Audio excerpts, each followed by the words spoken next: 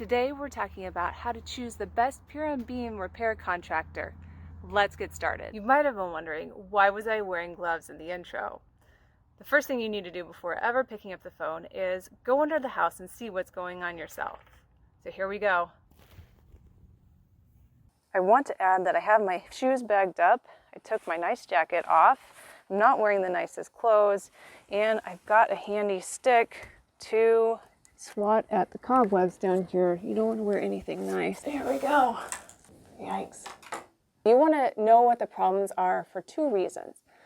First one is you don't want to have the wool pulled over your eyes. Just because we're looking at a really nasty basement with some cobwebs right here, you don't want somebody to say, hey, you have a whole lot of problems that really don't need to be done.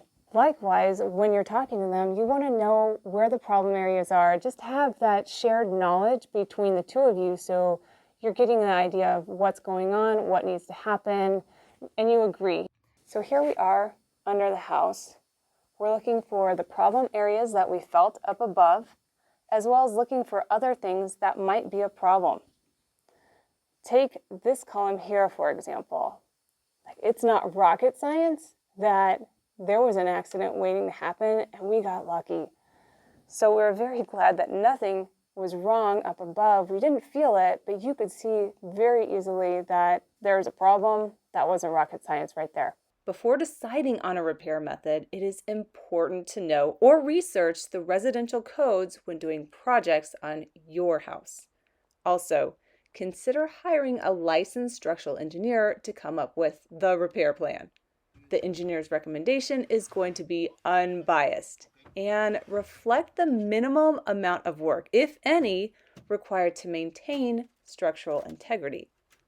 If you ask 3 contractors to come in and look at something, you'll get 3 opinions, none of which are from a structural engineer whose seal and signature is going to be worth it when your house passes inspection.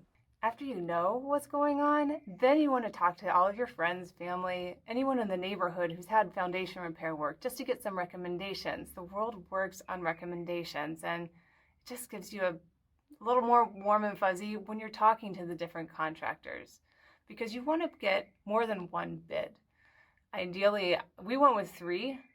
We were able to eliminate 1 right away, and then the other 2 we could talk to and see what the differences are. They both agreed on the major problems, but they both had minor differences that we were able to discuss back and forth to really get a feel. You also want to make sure you're on the same page. Now, part of that is making sure you agree on the scope of work, and the other is things like who needs to call the utility companies to mark what are the utilities that are buried underground, because while you might not expect to have any digging happen if you don't think you have any of the exterior foundation work that needs repairs, but maybe it does.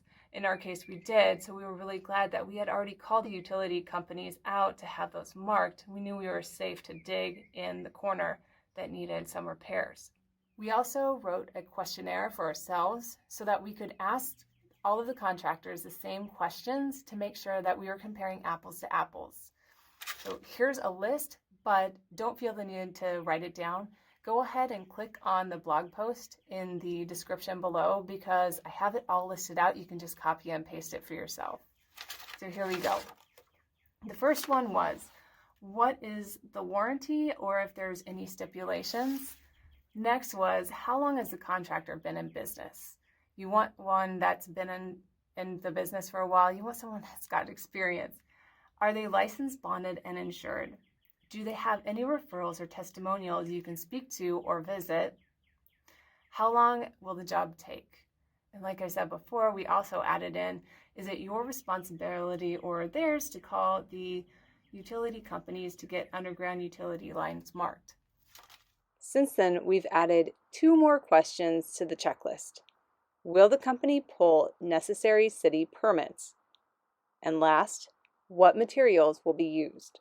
So there we could look at all of those, compare them, and come up with a more informed decision. The next thing I want to add to this is make sure that you have a little extra in your budget, because I would expect it to cost more and for it to take a little bit longer than they say. In both of our foundation repairs that we did, it took longer and it cost more. There was more damage that you can't always see. So just go ahead and be prepared ahead of time. I want to add, definitely go with your gut at the end. Even if there's a couple $100 difference, $1,000 difference, this is someone that you're trusting with your house. This is where you live. You want to make sure that you're able to trust whoever it is that's working on your foundation. If you have any additional experience when you hired a foundation repair company, please add them into the comments. I will put a follow-on video right here detailing all of the reasoning behind each and every one of those questions on the checklist. In the meantime, check out this video next. It will show you exactly the worst case scenario of what you will find before, during, and after your foundation repairs.